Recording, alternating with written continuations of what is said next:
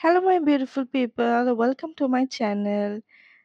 আজকে আমি রান্না করছি চিংড়ি শুটকি দিয়ে মিষ্টি কুমড়ার চচ্চড়ি। সহজ ও সুস্বাদু পারফেক্ট একটা রেসিপি।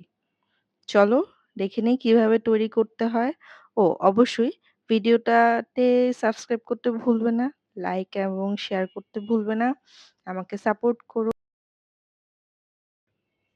প্রথমেই মিষ্টি কুমড়াটাকে ভালো করে ধুয়ে মাঝারি আকারে কেটে নিলাম।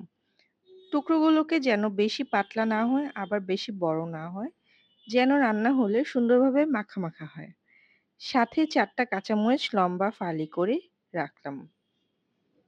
একটা প্যানে ৩ টেবিল চামচ তেল গরম করলাম। এরপর ২টা পেঁয়াজ কুচি আর লবণ দিয়ে মাঝারি আঁচে সুন্দর করে ভেজে নিব, যতক্ষণ না পর্যন্ত পেঁয়াজ নরম আর হালকা বাদামি হয়। আমি সাধারণত রসুন আর আদা তাজা বেটে নিই, এতে রান্নার স্বাদ আরো অনেক গুণ বেড়ে যায়।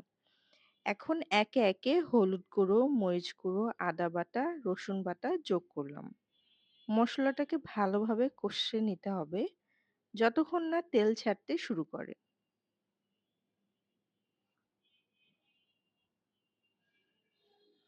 একটু পানি দিয়ে নিলাম যেন মশলাটা পুড়ে না যায়।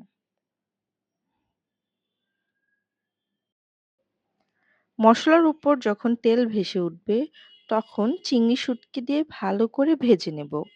এতে শুটকির দারুণ একটা মজাদার ফ্লেভার হয়ে আসবে। শুটকি কিছুক্ষণ ভাজা হয়ে গেলে কেটে রাখা মিষ্টি কুমড়া আর কাঁচামরিচ দিয়ে সবকিছু ভালো করে মেশাবো।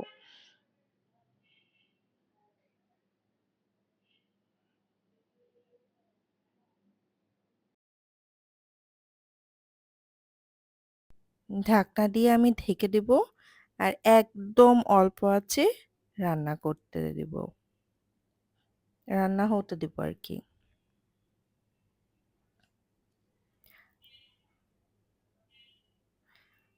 ঠিক ১০ থেকে ১৫ মিনিট পর মিষ্টি কুমড়া নরম হয়ে গেলে আর নাড়বো না, শুধু প্যানটা একটু ঝাঁকিয়ে নেব। এটি সুন্দর মাখা মাখা হয়ে যাবে। আমি যদি নাড়ি স্প্যাচুলা দিয়ে তাহলে এই মিষ্টি কুমড়োগুলো বেশি ভর্তা ভর্তা হয়ে যাবে, তাই আমি প্যানটাকে ঝাঁকিয়ে নিচ্ছি।